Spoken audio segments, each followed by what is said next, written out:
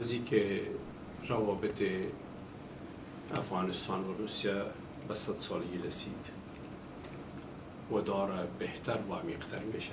به 100 سالگیش قوت زیادتر پیدا میکنه. ما بسیار خوشحال هستیم و از اینکه حکومت روسیه این 100 سالگی را تجلیل کرد و به نحوی بسیار خوب تجلیل کرد که نماینده های از اقشار و اطراف مختلف افغانستان دعوت کردن به اینجا و همه دو جواب حضور رساندیم و خصوصا از تحریک اسلامی طالبان و از ما باقی مردم افغانستان یک جای نشستیم.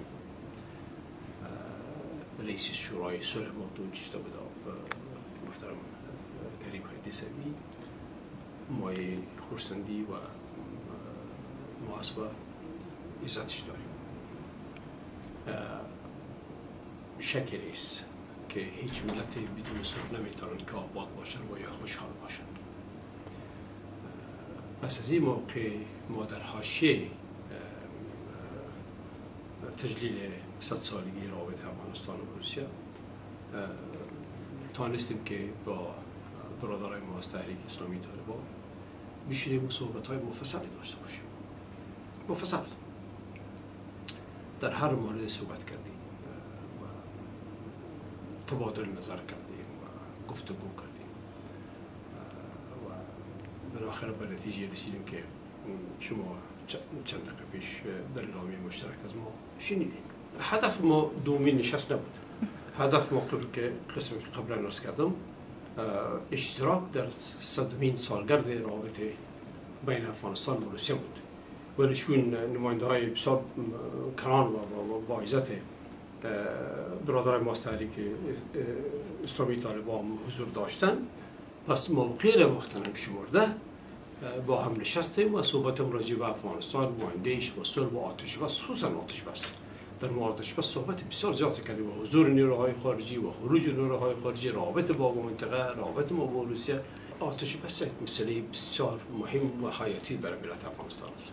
آرزوی مردم افغانستان است که به زودترین فرصت با آتش بس برسیم و آتش بس یک مسئله دو جانبه است. اوج امریکا هم هستند که اونها باید آتش بس کنند و عین آرزو و خواهش از امریکا و از حکومت افغانستان که آتش بس کنی. آرزوی خود اظهار کردیم، صحبت کردیم، اونها احترام کردن آرزوی ما را، گفتن که در این آرزو با ما شریک هستند و امیدوار هستیم که این کار صورت بگیره. امیدوار هستیم که صحبت ها زودتر به نتیجه برسند و ملت افغانستان زودتر به آرامش برسند.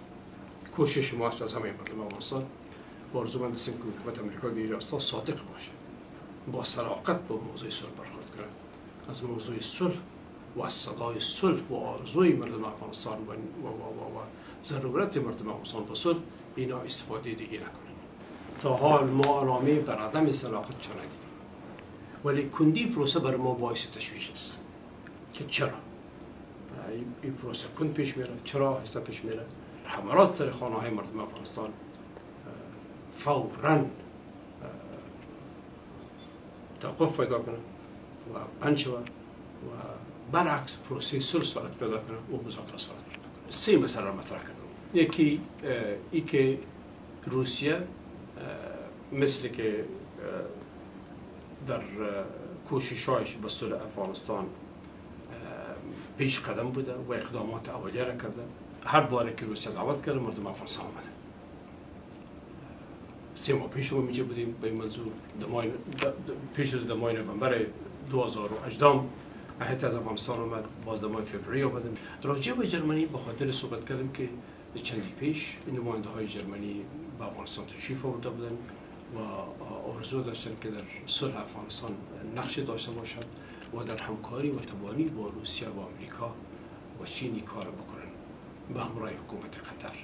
افغانستان که زیادتر از 1.5-2 میلیون مردم رای دادن نتوانستند و انتخابات هم یک روز زیادتر در بر نگرفت. 8 ماه نتیجهش گرفت. چرا؟ آیا حقیقتا ما مردم افغانستان اینقدر مشکل داریم و اینقدر ظرفیت ما کمزور است؟ نه خیر.